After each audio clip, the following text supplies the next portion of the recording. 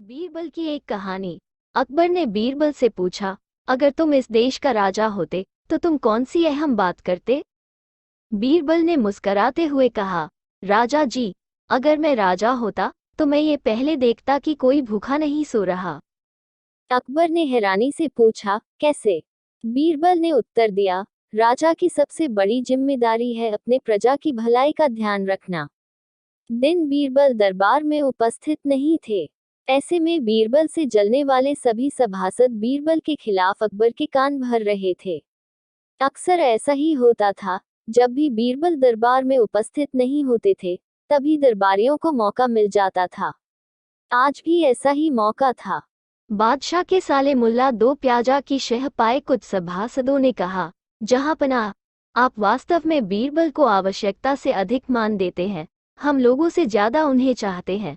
आपने उन्हें बहुत सिर चढ़ा रखा है, जबकि जो काम वे करते हैं वो हम भी कर सकते हैं, मगर आप हमें मौका ही नहीं देते। बादशाह को बीरबल की बुराई अच्छी नहीं लगती थी, अतः उन्होंने उन चारों की परीक्षा ली। देखो, आज बीरबल तो यहाँ है नहीं और मुझे अपने एक सवाल का जवाब चाहिए। यदि तुम लोगों ने मेरे प्रश्न का सही सही जवाब नहीं दिया तो मैं तुम चारों को फांसी पर चढ़वा दूंगा। बादशाह की बात सुनकर वे चारों घबरा गए। उनमें से एक ने हिम्मत करके कहा, प्रश्न बताए बादशाह सलामत। संसार में सबसे बड़ी चीज क्या है?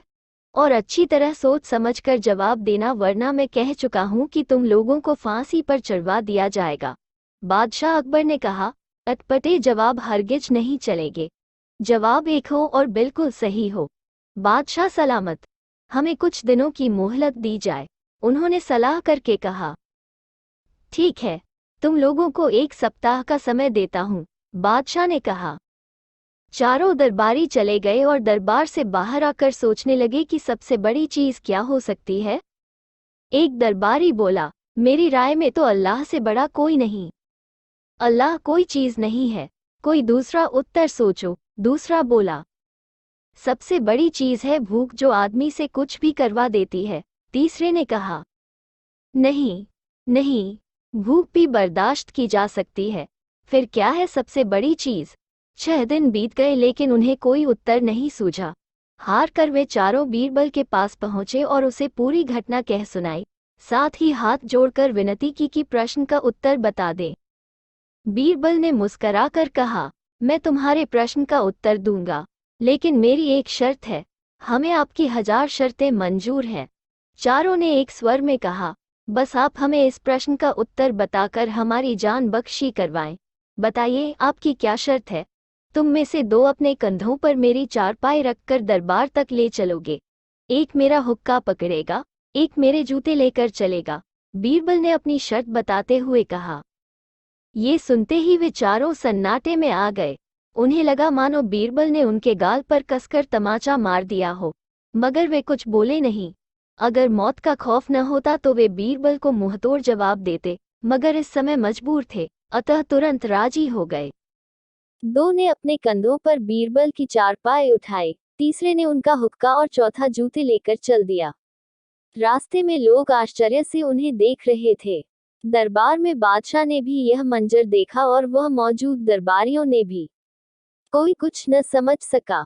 तभी बीरबल बोले, महाराज, दुनिया में सबसे बड़ी चीज है गरज। अपनी गरज से ये पालकी यहाँ तक उठाकर लाए हैं। बादशाह मुस्कुराकर रह गए। वे चारों सिर झुकाकर एक ओर खड़े हो गए।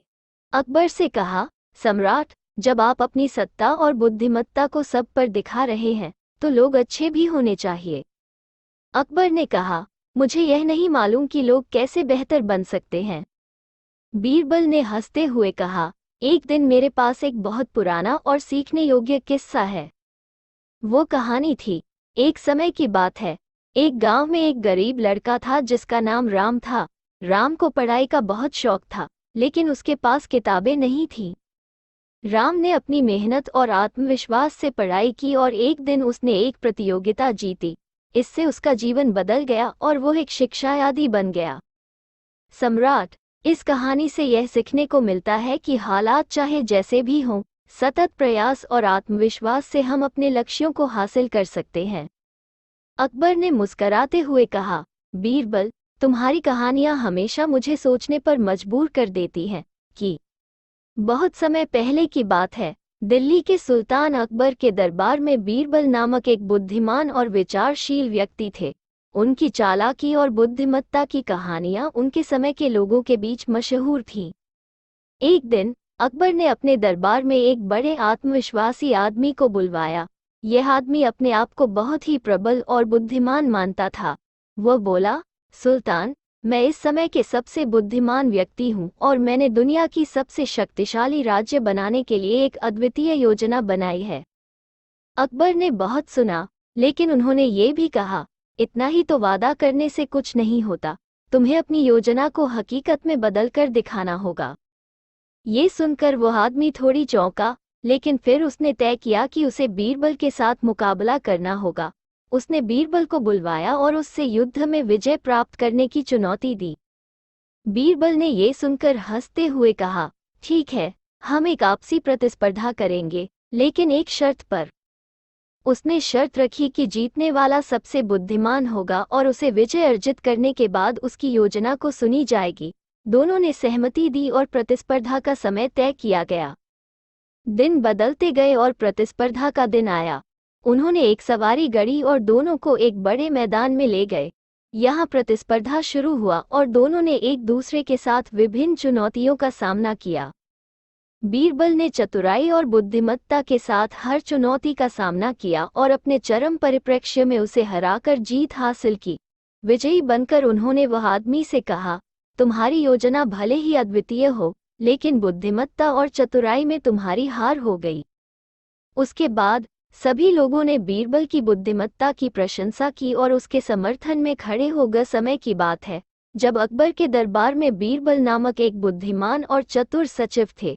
इन दोनों के बीच अनेक रोचक और शिक्षाप्रद पल घटित हुए थे। एक दिन अकबर ने अपने दरबार में एक विचार रखा, क्या कोई मेरे दरबार में इतना बुद्धिमान है जो मेरे सवालों का सही जवाब दे सके?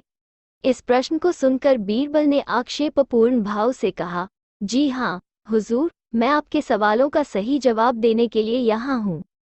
अकबर ने मुस्कराते हुए कहा, तो बीरबल, अगर तुम सही जवाब दिए बिना मेरे प्रश्न को सुलझा सकते हो तो मैं तुम्हें बड़ा इनाम दूंगा। बीरबल ने समझाया, हुजूर, इनाम की जरूरत नहीं, मैं आपके सवालों का उत्तर देने के लिए ही यहाँ हूँ। अकबर ने पहला सवाल पूछा, तुम वहाँ खड़े होकर एक सीढ़ी पर चढ़ते हैं पर नीचे देखते ही बैठते हैं, ऐसा क्यों? बीरबल ने हंसते हुए उत्तर दिया, हुजूर, ये तो बहुत सीधा है।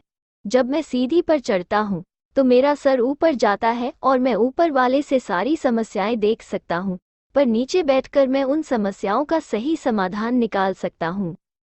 अकबर ने हैरान होकर कहा, तुम्हारा उत्तर सही है बीरबल, अब मैं तुम्हें अपना इनाम दूंगा। बीरबल ने मुस्कराते हुए कहा, हुजूर, मेरे लिए सबसे बड़ा इनाम ये होगा कि आप मुझसे और सवाल पूछें और मैं आपको उत्तर दूं। अकबर ने बीरबल की चतुराई को समझा और मुस्कराए हुए कहा, तुमने सचमुच दिखा दिया कि बुद्धिमान व्यक्ति समस्याओं का सही समाधान निकालता है। तुम्हारी चतुराई की सराहना है बीरबल।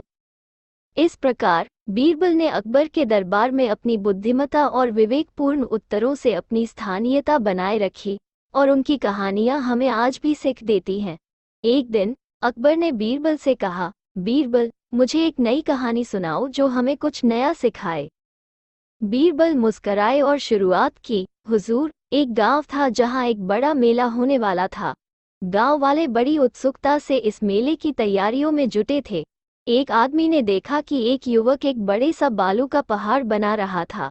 युवक किसी के साथ बातचीत नहीं कर रहा था, बस मेहनत से काम में मशगूल था। अकबर ने कहा, फिर क्या हुआ? बीरबल जवाब दिया, हुजूर, जब मेला आया और लोग अपनी दुकानें सजाने लगे तो उस युवक ने अपने बालू के पहाड़ के साथ कुछ खास किया। उसने गांव वालों को बुलाया और कहा, मैंने इस पहाड़ को इतना बड़ा बनाया है कि यह आपके सभी सपनों को पूरा कर सकता है। अकबर ने हैरानी से कहा, कैसे? बीरबल ने हंसते हुए कहा, हुजूर, उस युवक ने अब तक सबसे बड़ा पहाड़ बना लिया था, लेकिन उसने कहा, अब तक तो सिर्फ पहाड़ बना है, लेकिन आपको इस पहाड़ के ऊपर चढ़कर देखना है तो मेरी ये शर्त है कि आप मुझसे दूसरे सभी सपनों के लिए भी आग्रह करें। अकबर ने हंसते हुए कहा, फिर गांव वाले ने क्या किया? बीरबल ने ख्यालता हुआ कहा, हुजूर, उन्होंने माना और उस युवक के साथ पहाड़ के ऊपर चढ़ा। जैसे ही वह पहाड़ के ऊपर पहुंचे, वहां से उन्हें गांव का सुंदर दृश्य दिखाई दिया। गांव वाले हैरान हो गए क्योंकि उन्होंने सोचा था कि ऐसा कुछ हो ही नहीं सकता था। अकबर ने कहा, तो ये कहानी हमें क्या सिखाती है, बीरबल? बीरबल मुस्कराए, हुजूर, ये कहानी हमें ये सिखाती है कि किसी भी मुश्किल को पार करने के लिए हमें अपनी मेहनत और संघर्ष में सहारा लेना चाहिए। हमें अपने सपनों को पूरा करने के लिए आत्मविश्वास रखना चाहिए, चाहे दुनिया हमें कैसे भी देखे। रजा बहुत दिनों से अपने राज्य को बहुत अच्छे से संभाल रहा था, परंतु उसके मन में एक सवाल बार बार उठता रहता था, मेरे प्रजा क्या मुझसे संतुष्ट है? रजा ने ये सोचा कि वह अपने राज्यवासियों के साथ सीधे संपर्क में रहने का एक नया तरीका अपनाएगा। रजा ने एक दिन नागरिक सभा बुलाए और उनसे कहा, मैं चाहता हूं कि आप मुझसे खुले मन से बातें करें और मुझे यह बताएं कि आपको कैसे सुधारता जा सकता हूं। सभा में शांति के माहौल में एक व्यक्ति ने अपनी बात कही, राजा, हमारे क्षेत्र में शिक्षा की कमी है। बच्चे दूर के गांवों तक पढ़ाई के लिए बहुत दूर जाना पड़ता है। रजा ने तत्परता से कहा, ये समस्या हल करने के लिए मैं एक नया योजना बनाऊंगा।